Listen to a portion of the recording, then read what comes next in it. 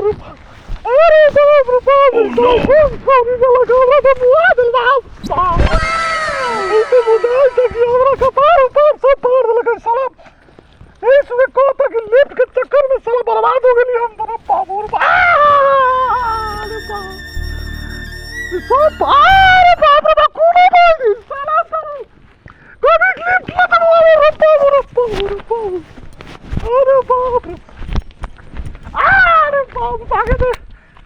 साला सब तो मुआ दी, छोरी के चक्कर में बर्बाद कर दिला, अरे बाप रे बाप,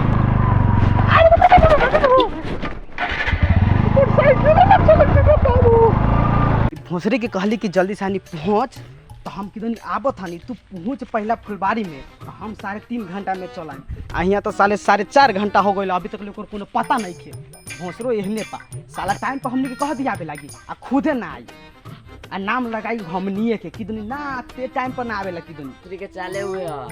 दूसरा के बुला ली, अपने ना आई, ना जाने कहाँ घूम घूम करावत होई। रे तोरा डर नहीं लागत यार, अभी मारा हम अपन लार से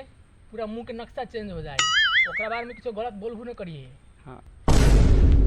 हाँ रे सरबू, ओकरा बारे में गलत कहा था तो तोरा बड़ा गाड़ में मरचाई लगाता,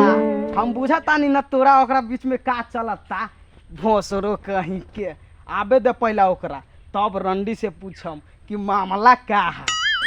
ओकरा लेके ज्ञान मरवित रहा, वो अभी आते होई।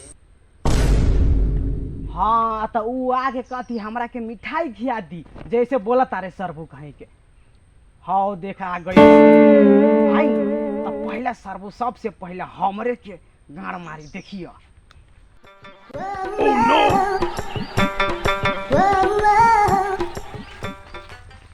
कारे गुड़ियावा सब तोहनी के कई बजे कॉल लगी है, तेरे साला के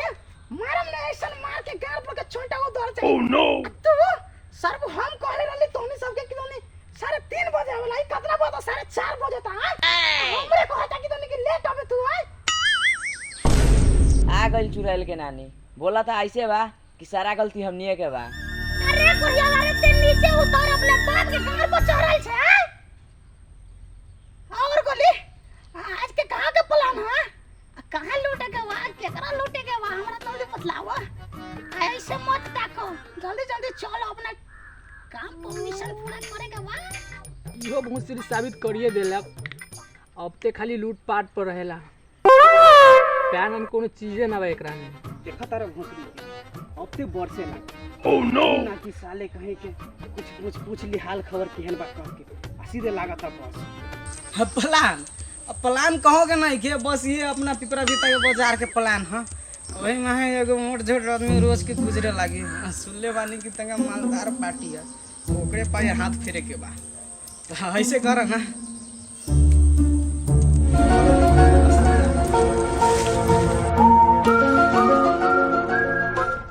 देख ले लूली ये रोड बाबा, यही माए ऊ जाले आ यही माए आवेले, तोरा के कुछो करे नहीं, बस वही माए आई तोरा के आराम से प्यार से एकदम मौलाई लेखा लिफ्ट मांगे के बा, और हमनी सब वही जे रहम, बस तू लिफ्ट मांग के अइया, साइड में घुमा के रुकइया, आ एगो ने एगो बात में लगा के कोपचो में लेके ओकरा बाद हमर काम सब ठीक बा ना, अब इतना बुझ गइलू। हाँ हम बुझ गइली सब है, अब बस तू ओकरा देखिए ऐसा जाल में फंसाऊं, ऐसा पीछे पीछे दौड़ते दौड़ते आई, तुम ही लोग जा। अच्छा तो चल ए बात ना, चलो चलो। Oh shit! Oh shit!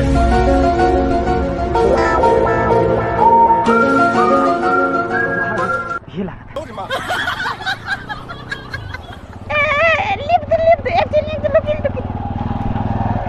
अरे बुर्चोधिकारी के इतना सुंदर माल हमरा से लिफ्ट मांगता, आज बुझाता कुछ काम चल,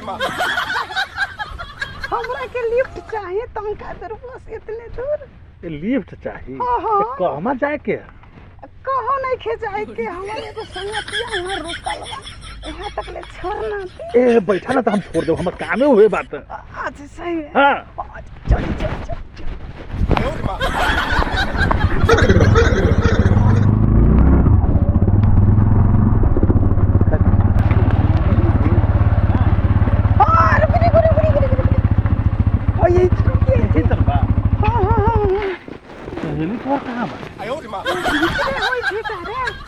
हम अकेले छिए तू दू जना बारे हाँ तो चलो हम भेंट करेगी भेंट करे हाँ। चलो चले ना ना ना कुछ गड़बड़ नहीं चाहिए यही भाई यही बरकबर का पोछर का पत्थर आई ना पहले आई ना ओह नो आई ना बरकबर का पोछर का ओए मोछर उछर कुछ नहीं एकदम जन्नत बा जन्नत बा हां आई तो पूरा तो मजा आ गई हां मजा